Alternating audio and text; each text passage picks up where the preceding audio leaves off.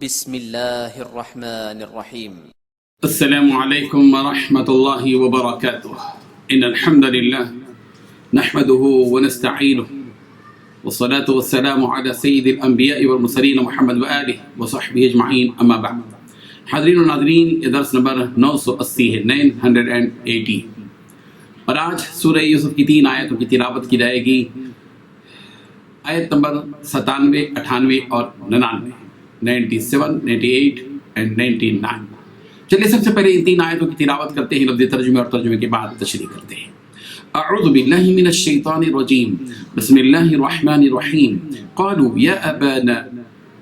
يا أبانا استغفر لنا ذنوبنا إنا كنا خاطئين قال سوف أستغفر لكم ربي إنه هو الغفور الرحيم فلما دخلوا على يوسف آوى إليه أبويه وقال ادخلوا مصر إن شاء الله آمنين صدق الله العظيم۔ لفظی ترجمہ ہے، قالوا، انہوں نے کہا، یا ابانا، اے ہمارے ابا جان، استغفر لنا، آپ ہمارے لیے مغفرت طلب کیجیے، ذنوبنا، ہمارے گناہوں کی، انا کنا، بے شک ہم ہی تھے، خاطئین، خطا کار۔ قال، حضرت یعقوب علیہ السلام نے کہا، سوف استغفر لکم، میں ان قریب مغفرت طلب کروں گا، لکم، تمہارے لیے، ربی، اپنے رب سے، انہو، بے شک وہی، الغفور الرحیم، معاف کرنے والا، رحم کرنے والا ہے۔ فلما، پھر جب، دخلوا، وہ داخل ہوئے، علی یوسف، یوسف پر، آوا، تو اس نے جگہ دی، الیہ، اپنے پاس، اب وہی، اپنے ماں باپ کو، وقالا، اور کہا، ادخلوا، تم داخل ہو جاؤ، مصر میں، انشاءاللہ، اگر اللہ نے چاہا، آمین، امن سے۔ ترجمہ یوں ہے، بیٹوں نے کہا کہ ابا جان، ہمارے لیے ہمارے گناہوں کی مغفرت مانگیے، بے شک ہم خطا کار تھے۔ انہوں نے کہا کہ میں اپنے رب سے تمہارے لیے بخشش مانگوں گا، بے شک وہ بخشنے والا مہربان ہے۔ جب یہ سب لوگ یوسف کے پاس پہنچے تو یوسف نے اپنے والدین کو اپنے پاس بٹھایا اور کہا کہ مصر میں داخل ہو جائیے، اللہ نے چاہا تو خاطر جمع رہیے گا۔ ان 3 آیتوں میں 7 باتیں بتلائی گئی ہیں۔ پہلی بات، بیٹوں نے کہا کہ ابا جان، ہمارے لیے ہمارے گناہوں کی مغفرت کی دعا فرمائیے۔ دوسری بات، بے شک ہم خطا کار تھے۔ تیسری بات، حضرت یعقوب علیہ السلام نے کہا کہ میں اپنے رب سے تمہارے لیے بخشش مانگتا ہوں۔ چوتھی بات، بے شک وہ بخشنے والا مہربان ہے۔ پانچویں بات، جب یہ سارے لوگ حضرت یوسف علیہ السلام کے پاس پہنچے تو حضرت یوسف علیہ السلام نے اپنے والدین کو اپنے پاس بٹھایا۔ چھٹویں بات، اور کہا کہ مصر میں داخل ہو جائیے۔ ساتویں بات، اللہ نے چاہا تو سب چین سے رہیں گے۔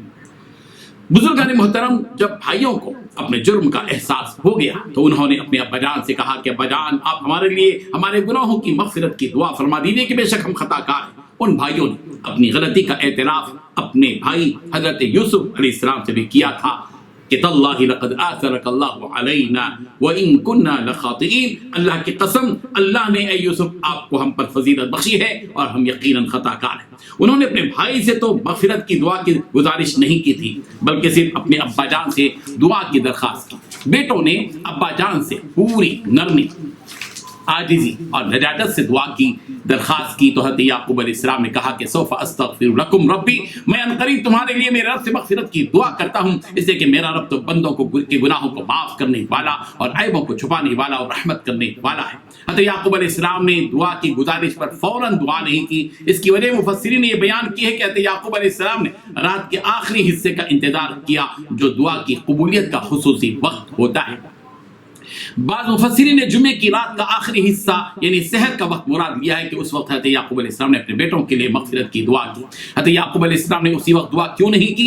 اس سلسلے میں حضرت ابن عباس رضی اللہ عنہ سے مروی ہے کہ رسول رحمت صلی اللہ علیہ وسلم سے اس بارے میں سوال کیا گیا تو رسول رحمت صلی اللہ علیہ وسلم نے فرمایا کہ رات کے آخری اس وقت میں دعا قبول ہوتی ہے، اس لیے ساستغفر فرمایا اور دعا میں تاخیر کی۔ صاحب روح المعانی نے یہ بات نقل کی ہے کہ استغفار میں تاخیر کی ایک وجہ یہ بھی تھی کہ ان کے بیٹوں نے اپنے بھائی کے ساتھ زیادتی کی تھی، اور چونکہ حقوق العباد کا معاملہ ہے اور حقوق العباد توبہ اور استغفار سے معاف نہیں ہوتے، اس لیے انہوں نے چاہا کہ یوسف سے بھی دریافت کر لیں کہ انہوں نے معاف کر دیا یا نہیں۔ ان کے معاف کرنے کا علم ہو جائے تو اللہ تعالیٰ سے معاف کروانے کے لیے دعا کی جائے۔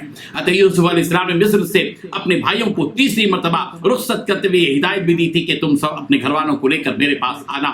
چنانچہ سارے بھائیوں نے، ان کے والدین یعنی حضرت یعقوب علیہ السلام کے اہلیہ اور ان کے بیٹوں کی بیویوں اور ان کے اولاد وغیرہ کنعان سے مصر مصر روانہ ہوئے۔ حضرت یوسف علیہ السلام کو ان کے والدین اور بھائیوں اور سارے خاندان کے مصر پہنچنے کی اطلاع ملی تو انہوں نے شہر سے باہر آ کر ایک خیمے میں ان کا استقبال کیا اور اپنے والدین کو اپنے نزدیک جگہ دی، اور پھر شہر میں داخل ہونے کے لیے ان سب کو یوں کہا کہ ادخلوا مصر انشاءاللہ آمنین، کہ آپ تمام مصر میں داخل ہو جائیے، اللہ نے چاہا تو امن چین سے مصر میں رہو گے۔